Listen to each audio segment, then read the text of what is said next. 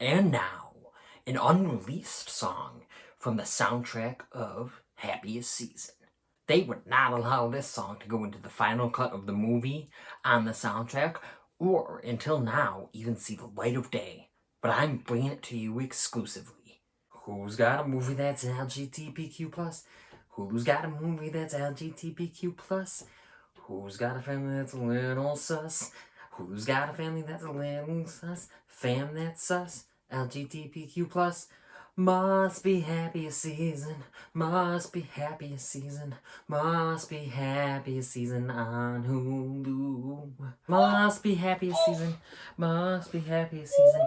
Must be happiest season on Hulu.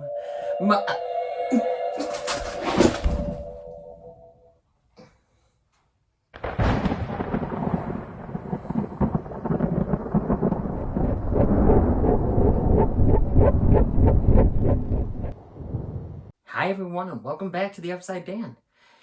Today I'm going to be reviewing the Hulu original romantic comedy holiday film, Happiest Season. Before I get to my review, on the screen now you can see my social media handles. Please like and follow the Upside Dan on Facebook, Instagram, and Twitter for updates and more. Now, let's get to reviewing Happiest Season. Happiest Season is a holiday romantic comedy that captures the range of emotions tied to wanting your family's acceptance, being true to yourself, and trying not to ruin Christmas. This film is directed and written by Clea Duvall. This film also has an amazing ensemble cast.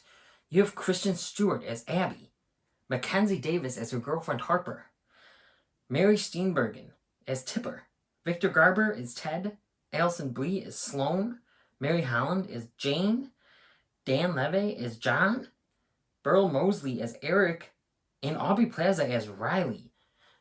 This is such an all-star cast. Great talent behind and in front of the camera.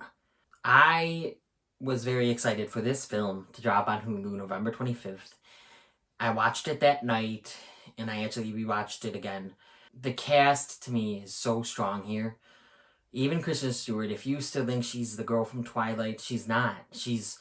She has some range of emotions, and you could see them in this film. But this whole cast, it's funny. They're funny. They can portray the emotions well, and they just portray Christmassy so well as well. The writers, the directors, the actors, the actresses, they all play really well off each other in this movie. The comedy was there. The comedy hit pretty much most of the time. Mary Holland was hilarious as Jane, one of their sisters, and Dan Levy was also hysterical as Abby's gay best friend. He was just so funny. Pretty much every line he delivered hit. It was very, very good. Very well written. He had a really good character moment with Abby that was so emotional. I very much enjoyed that scene. I thought it was well written. I thought it was truthful. There are a lot of good messages in this movie that everyone should just watch this Christmas movie and open your heart and open your mind.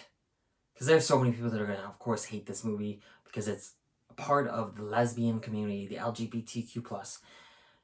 But I don't get it. I don't want to get too much into it, but this movie, I think, will open some hearts, especially around the holiday season. It's happy. It has the sad, emotional moments, but it really portrays them well. Thought the writing and directing were great. It was so nice to see all these Christmas decorations and these Christmas events. And yes, it's predictable. It takes a lot of the Christmas tropes and uses them, a lot of the romantic comedy tropes and uses those as well. But what's new here is we barely get a romantic comedy film or a film of any time or any kind or, anybody. We barely get the kind of film that's LGBTQ+, front and center, like this film. I loved it for that. I really did. You have a holiday film, two of my favorite things, romantic comedy. Well, I don't watch them as much anymore. I used to watch them a lot more. But let's say comedy and holiday. and you mash it together with an emotional story arc, especially for Abby and Harper and their relationship together. And Harper has not come out to her parents yet, so they just think Abby is her orphan roommate.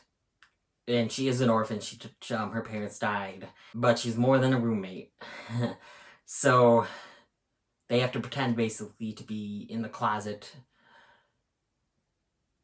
And it's really intriguing, and some parts are suspenseful, even though, like I said, it is predictable. You pretty much know what's going to happen. There was a part when I was like, wow, is that scene really ending like that? And is that really going to be the end of this movie? But it takes you somewhere where you're, oh yeah, I expected that, I expected this. Oh, it took that beat. Very good stuff, though. I just loved it. Like I said, it felt fresh because of the LGBTQ handle on in this movie. The messages are just so important, especially around this season. I loved this movie. I'm just going to come right out and say it. I don't give this score often, and I know that, yes, critically, this isn't a perfect movie, but honestly, I'm going to give it a 10 out of 10. I love this movie. I've already seen it twice this holiday season. I can see this being a staple every Christmas. So I, of course, recommend it, as you just heard. Not everyone's going to feel the same as I do, but I think there's enjoyment to have. It was surprisingly fresh and funny. So definitely check it out. I definitely recommend it. It's on Hulu. Go check it out. 10 out of 10 from me. Again, here are my social media handles.